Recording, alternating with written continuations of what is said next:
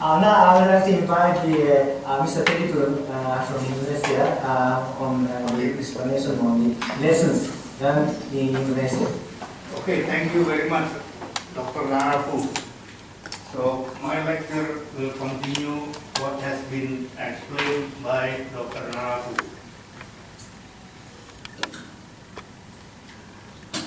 Okay.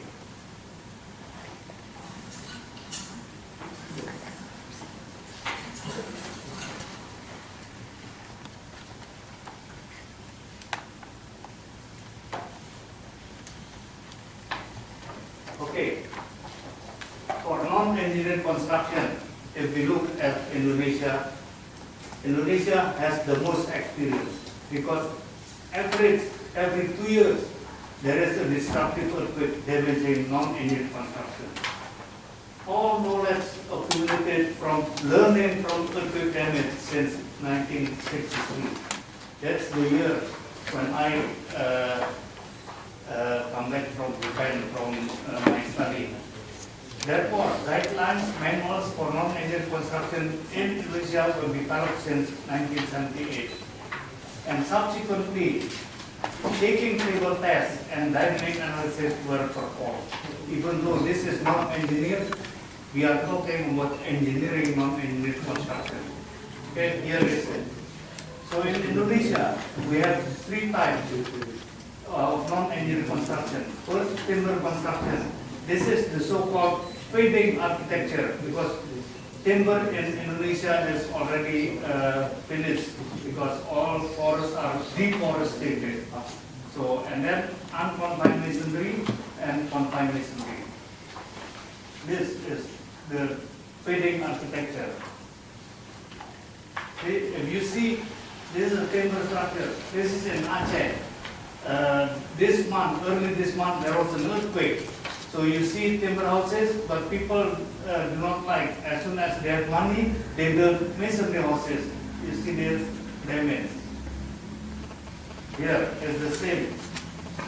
Originally, this was a timber house, but they add masonry. So the masonry part collapsed. This also in Aceh. Here, this also the same. A simple building, but this masonry collapsed. This, as soon as you have money, they abandon this and build a masonry house. And the second type is the confined masonry. See, in Indonesia, we have confined masonry using practical columns and practical beams. This is a bearing wall construction. So, if Dr. Narafu explained why engineers does not pay attention, because to analyze this building is more difficult than to analyze a 100-story building. Because this is a wall-bearing construction, and the wall and the confinement all bear vertical as well as horizontal load. That's why in the modeling, if we analyze this, it should be included. This is the confined masonry building. This is another type of confinement using timber as confinement. So we find this in Indonesia also here. Timber but masonry in between. There, timber with masonry. And then unconfined masonry. Most of the unconfined masonry building were built during the Dutch. Here is unconfined. This is during the Dutch time. You can still find in many places in North Sumatra, West Sumatra, in Mid Java, buildings like this. One brick thick building, unconfined. This is earthquake damage in Indonesia. This is only some.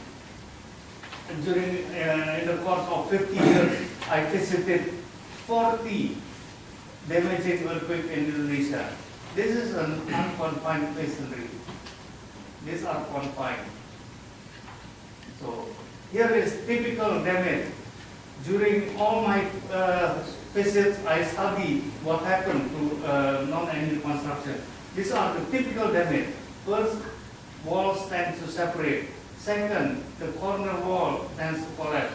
Third, the cracks start at the opening, at the corners of opening, and then shear failure, and then collapse of walls, and then joint failure.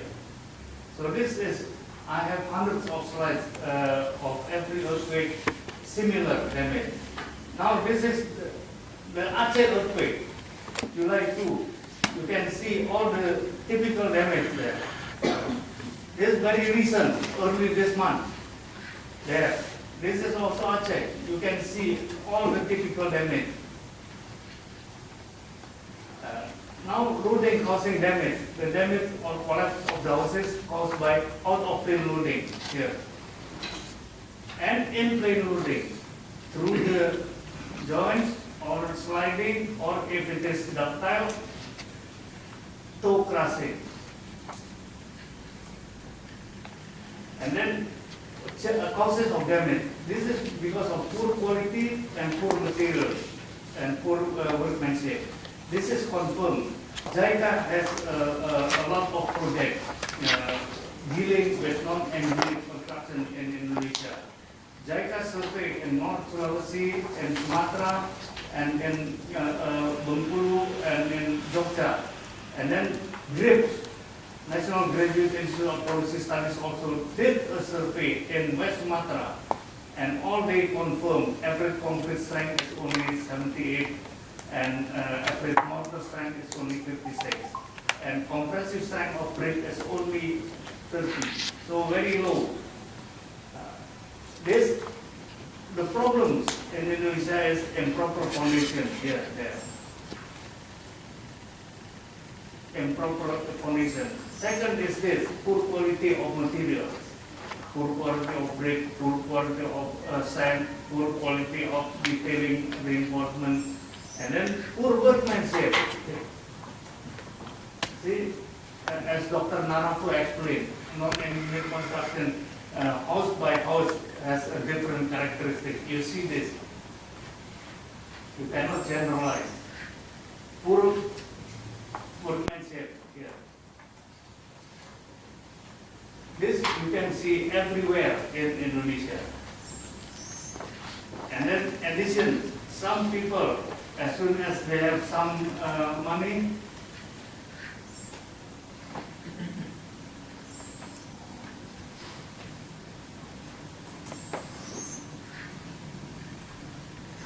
and this is poor maintenance, deteriorated.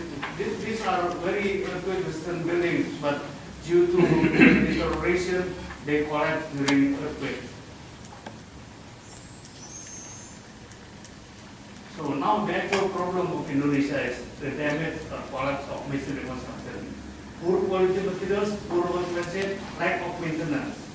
This is confirmed by JICA survey and GRIPS. Here, poor quality, poor mason workmanship, poor concreting masonship. What are the causes? Lack of information, no law enforcement. For instance, in Indonesia, you can produce brick the size you want. Nobody follow the Indonesian standard. Reinforcing bars, they make their own standards. And everything is not following the standard, even though Indonesia has a lot of standards. And then lack of maintenance, I showed you just now.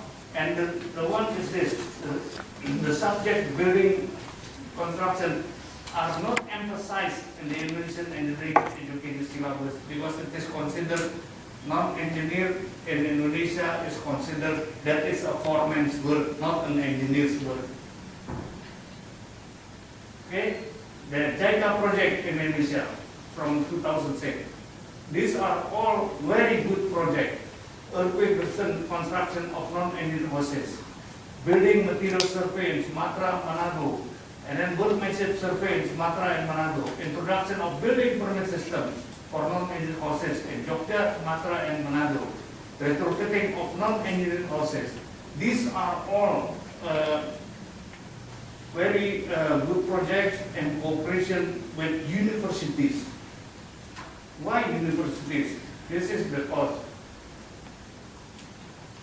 government ministries staffing marginally adequate, few trained, experienced professionals, very few, and then high turnover. As soon as you are an expert, they elevate you into director or assistant director. Then they don't do no more professional things, and then therefore it is not sustainable. But universities staffing adequate, experienced professionals, turnover low, because if you work in a university until you retire, you are still at the university. You get promoted, but dean or chancellor, but that is very remote. And then because of that, it is sustainable. And in Indonesia, they have direct link with the National Agency for Disaster Management. This is very important because government ministries, they are supposed to be sub-coordinate, not subordinate of the national agency. But I don't think they have the expertise to assist the agencies in engineering problems.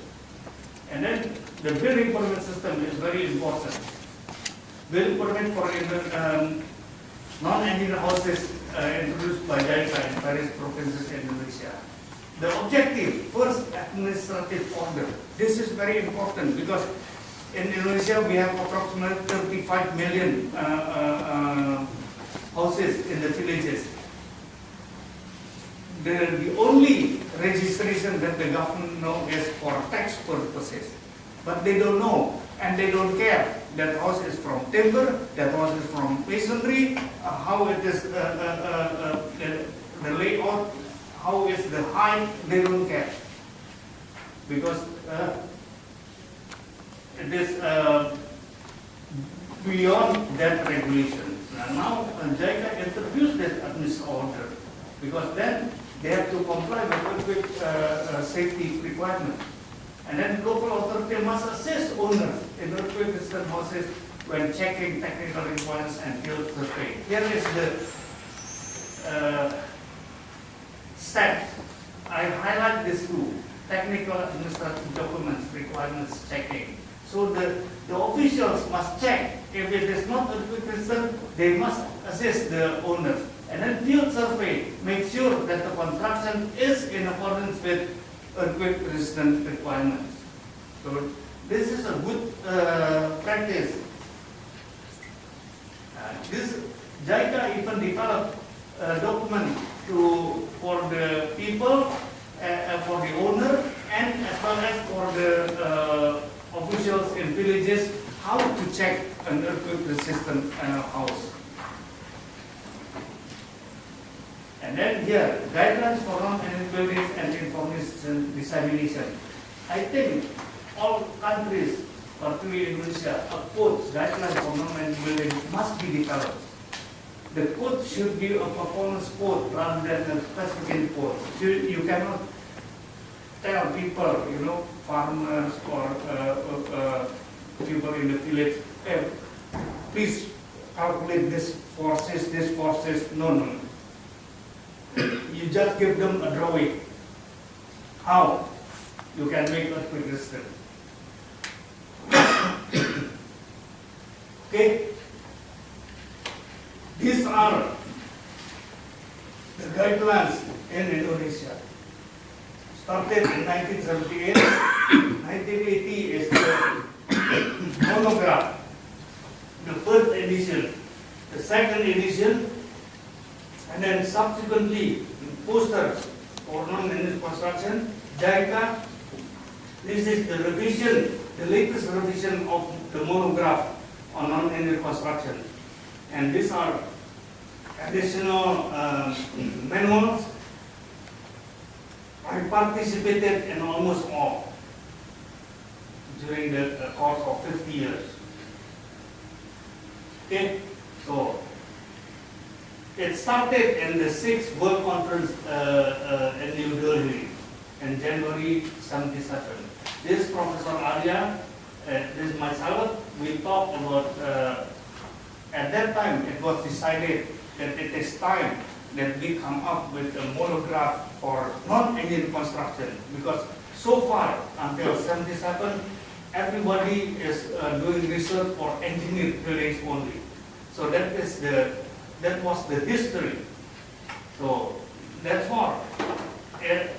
Coming back, I developed a manual. This is the oldest in Indonesia. Here.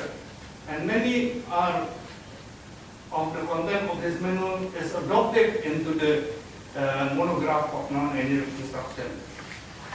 Okay?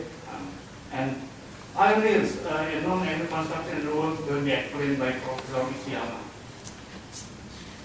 Okay, content of manuals here. My manual content is like this. Here, this is the English version. Okay, this is already translated and published by UN. Spread in Haiti and all earthquake-stricken areas. Okay, and this is the Japan, JICA. JICA developed this for Indonesia. I am involved there, and several universities are involved. So this all, the content is almost the same, because the principle of earthquake resistant design of non-engineering construction is make all the joints strong, construct with good materials. That is the key. Here, this is JICA key requirement. This is the poster I developed. It's all similar. Okay, here are the website, non-engineering construction guidelines. You can download free, because JICA never sell their material. I never sell my material. I distribute for free. Here, you can see. And I developed several videos. For those who are interested in the video, you can ask JICA for assistance. Then maybe we can translate for you and develop another English version video. Okay. Now test results. All requirements mentioned in the monograph and the poster by JICA or by myself regarding unconfined masonry, confined masonry with corrective forms were tested on shaking tables and were analyzed by dynamic analysis. Here, you can see the source here. So those manuals, those posters are developed not based on, I have seen 50 years, so I know it should be like this. Then I combine with the shaking table test and with the dynamic analysis. Now you can do with computers. Here, this is a test. This is one brick thick. This is by Dr. Narafu in Pakistan and with Boen University. And there's no indication of damage. Impulse, bomb earthquake, and then after that, Kobe earthquake, still standing. Okay? This building is applicable for Indonesia because during the Dutch, we have a one brick thick, unreinforced masonry like this. Okay? Yeah. This, because it does not collapse. Finally, because it is already on the shaking table, I was told by Dr. Naraku, they give a very big impulse to see it collapse. Well, this building did not collapse after being hit by bomb earthquake and then Kobe earthquake. This is the bomb earthquake and this is the Kobe earthquake record. This is another based on Indonesian confined masonry house. So I was fortunate because I saw from my experience in the field, and this combined by Japanese expert to do the testing. This only collapsed after Kobe 110% shaking. 110% is almost 1 G. Very, very strong. Indonesia never experienced 1 G. this is it. Okay, so you can see the sequence here. This is the analysis. Now we can analyze. You can see the sequence here. It is a little bit different, the sequence, because why? Because we cut a little bit the Kobe because it's too long. But in the end, we can see this. Here. This is this. This is this. See, we can analyze this. So, and then JICA performed a full-scale test, a static and Puskin and Bandu. So they get the static group. This is very important to get the stress strain diagram in order to be used for analysis. Then comes the engineering masonry construction. This is a non-engineered construction, but we are not engineering it. This must be understood. The purpose of the analysis is not to simulate the actual behavior, but to get reliable information. That there is a correlation between the observed damages and the result of the analysis. The correlation is not perfect, but it's good enough to get a good idea to build appropriate non-engineered construction that can withstand earthquake. In non-engineered construction, we are not after it cannot be damaged. We are after saving life. It can be damaged, but it should not collapse and kill people. So this analysis results as well as shaking table tests are at best approximate. Why approximate? Because there are many assumptions. The one that is not approximate and exact is the real earthquake damage. Okay, here, this is an engineering. This is a house, not one box, several boxes. Okay, a real house, type 54. Okay, so this is confined, unconfined, and this is confined. So I run with time history analysis non-linear.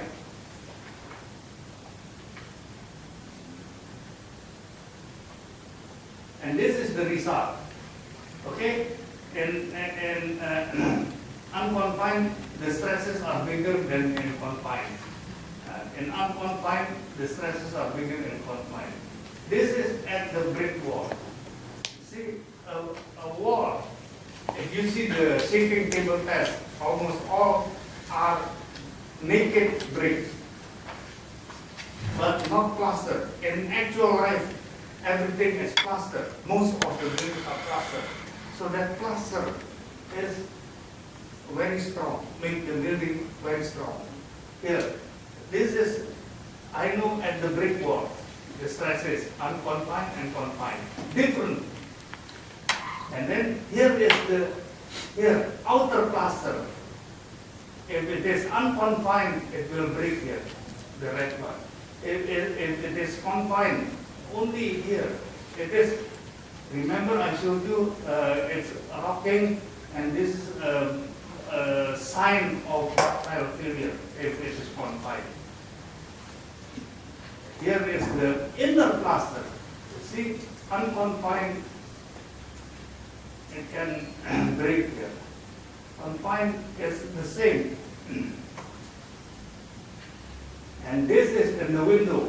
You can see unconfined, this can break. And the actual thing, this breaks. And this is in the outer plaster. You see, the stresses are exceeded. The inner plaster, the stresses are exceeded, meaning the wall, this wall can collapse, but this will withstand. This is, I give you an example. With plaster and without plaster, the stresses are reduced. The plaster makes the wall stronger. With plaster, without plaster, the stresses are different, and this is reduced. Here, This is with plaster, without plaster, with plaster, without plaster. So plaster is very important and very makes building stronger. Okay, retrofitting of non-annual construction. Why retrofitting is needed? JICA has a project for this. In Indonesia, many houses built so far are not earthquake resistant due to poor materials and poor workmanship. This is already proven by JICA survey. Right? And this demonstrated during all earthquakes in Indonesia. The last one was the Aceh earthquake. Again, collapse. Here. Retrofitting method for non-annual construction must be easy and affordable. Proposed method, unreinforced masonry or confined masonry, strengthened using ferrocement skin. This is the ferrocement skin. This is, we have wire mesh and then embedded in 2 centimeter mortar. This is the ferrocement skin layer. So this is the manual produced by JICA, and this is the method that is being used. Okay, here is the retrofitting manual, and this is the JICA retrofitting manual, particularly for people's housing. This is easy and affordable. These are the tests. You can see here, there are 4 columns. One is with this wire mesh. This wire mesh is brought from Indonesia. This brick also brought from Padang. And then they only put a mantle of wire mesh. They don't put mortar. This is this. And the second, they put another type of chicken wire mesh. Okay, like this. And the third, they put reinforcing bars in the middle. And the fourth is without any reinforcing. And then they shake on the shaking table. This was performed by in Japan, near University. Yeah. See, without the wire mesh, they collapse. Without the reinforcement, they collapse. This is by 50% Kobe record. Now they continue 80% Kobe record.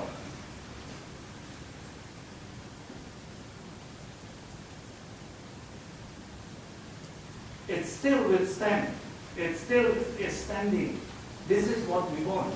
Maybe there are many cracks, but no problem as long as it is still standing. And on top of that, this is not the reinforcing retrofitting method. This is only safety net. But even without mortar, it is already strong.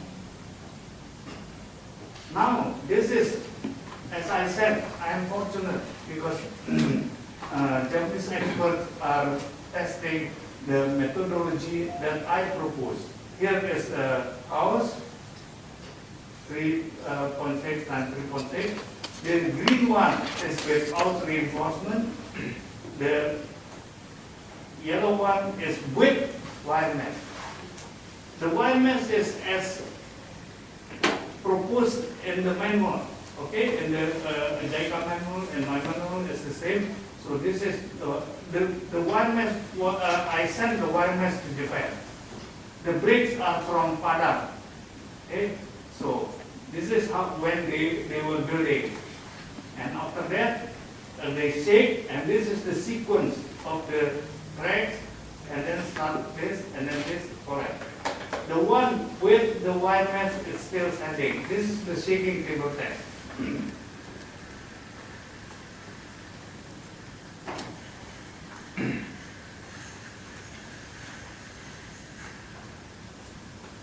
See?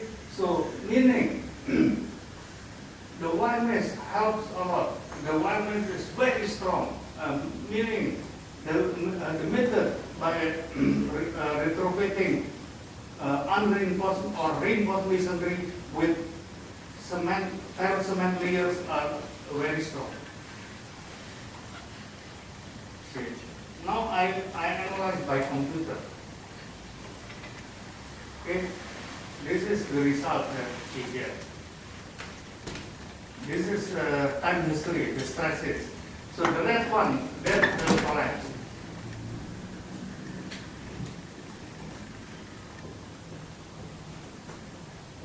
This is at the brick wall, because this is plaster. This building is plastered. So this is at the brick wall at this point. It starts already cracking and exceeding the stresses in the brick wall. And this is in the inner plaster. There are two inner and outer plaster. During this time. This is outer plaster during the same time. The Kobe earthquake start damaging this part. Kobe earthquake is very dangerous because it has two pulses. So after it subsides, all of a sudden there is another pulse. So this starts the crack and this starts the collapse. This is wire mesh stresses. The wire mesh, I know within the wire mesh, the stresses, it is very, very small. This part does not collapse. This part collapses because it is not reinforced. Okay, so now I want to, as Dr. Narafu mentioned, there is a slide by Boen. Why engineers does not pay attention to non-engine construction. This is another interesting statement. Academics and practitioners. Academics tend to solve the problem that they are able to solve, which are not necessarily the problems that need to be solved. If you see the research on non-engine construction, mostly are laboratory works, theoretical works, and finite element works, and all sorts of gadgets. But it is maybe it does not need to be solved for non-engineers. But things are harder for practitioners. They have to solve the problem that they are given, which are the problems that must be solved. And here, if an academic is unable to solve a problem or comes up with a wrong solution, it can be passed off as a learning experience. It is a lot more serious for a practitioner. I am an academic as well as a practitioner. So this is very important. So I have studied many research results, but it is only on a micro scale, on a theoretical scale that is not applicable in actual practice. Okay, that's all my lecture. Any questions? Thank you, Mr. Teddy's, for your very informative lecture. And from the actual situation of Indonesia and your effort, and also the computer analysis of the structure. So I guess you have a lot of questions. So, somebody wants to ask questions? The participants from the Tokyo, their questions. Please go ahead. Please identify your name. Thank you, Professor, for your lectures. I'm Boen from Algeria. Yes, so at the early stage of your presentation, you have classified the non-engine structures in 3 categories. So you have said the unconfined masonry, and timber structures. So for me, as in our country, in Algeria, we're now trying to make some regulation for the confined masonry. And as far as I know, the confined masonry as engineer structures, not engineers, since we put some regulation for them. So we are giving the way how to design the tie around the opening, around the window, around the doors. So for us, it is kind of engineer structures. I don't understand the classification as non-engineered structures. Your question is that, according to you, confined masonry is an engineered problem, right? It's wrong, because engineered is we deal with an infill wall. This is a bearing wall, and the framing is very, very small, very minimal. The size is only 12 by 12, and the reinforcement only 4 times 10. So it's very minimal, the confinement. So it is a non-engineered one. That is why if you model in a computer, you should take into account the walls also, because the wall is the bearing wall. That is what I showed you in the computer output.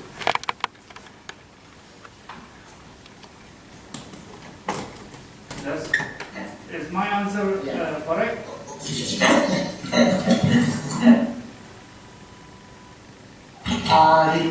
This one also, I would like to add some information for this. Recently, I found in several countries, maybe your country or other countries like the Chile or the South American countries, they have a they have engineered guideline for the confined masonry. And I found the engineers are involved for the designing and construction of the confined masonry.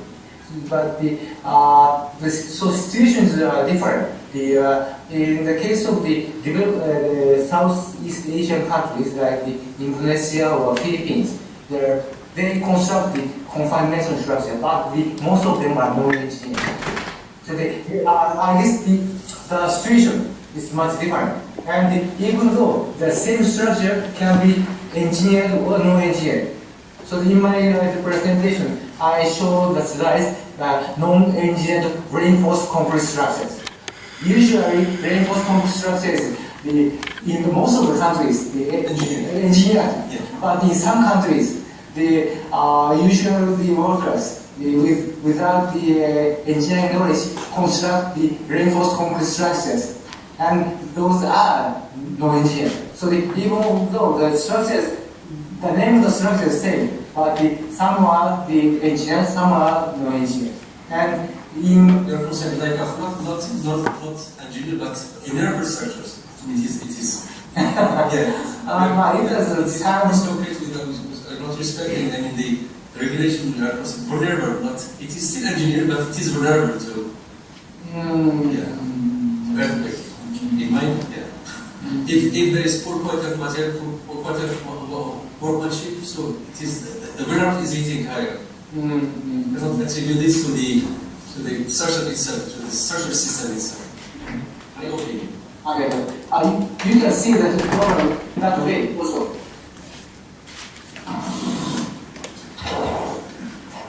This is Ishiyama from Sapporo. Can I ask one question? Yes, please. Yes, why? Thank you. Boon-san, since you published the first manual in 1978 or something, more than 35 years have passed, but still we cannot solve the situation. Thus, as to the non-engineered construction, every earthquake cause damage to those buildings, and those buildings kill people. What do you think the best way from now on to improve the situation of non-engineered construction? Okay, that's a very, very good question. That is the question I try to answer for the past 50 years. Okay, so in my opinion, first, there are very few people in the government of many countries that really understand about what is non-engineered and what must be done, including, particularly, not including, as I said, Indonesia every 2 years has one earthquake. I visited 40 earthquakes in the course of 50 years.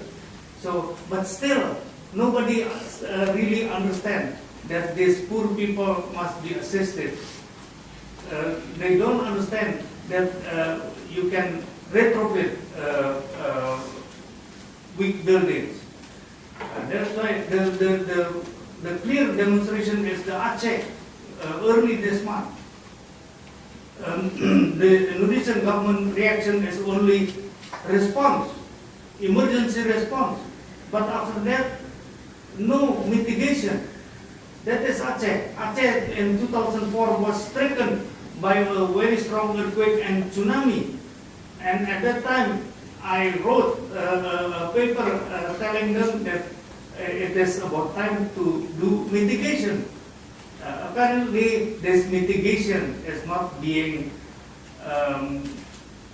digested very correctly by all authorities and almost all countries in the world. This must be done. Political will from the government is the first thing we must have. Otherwise, it doesn't work.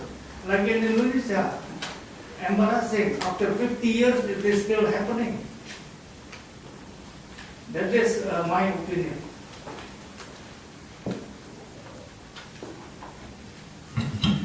Yeah, thank you so much. And any questions from the participants in Tokyo?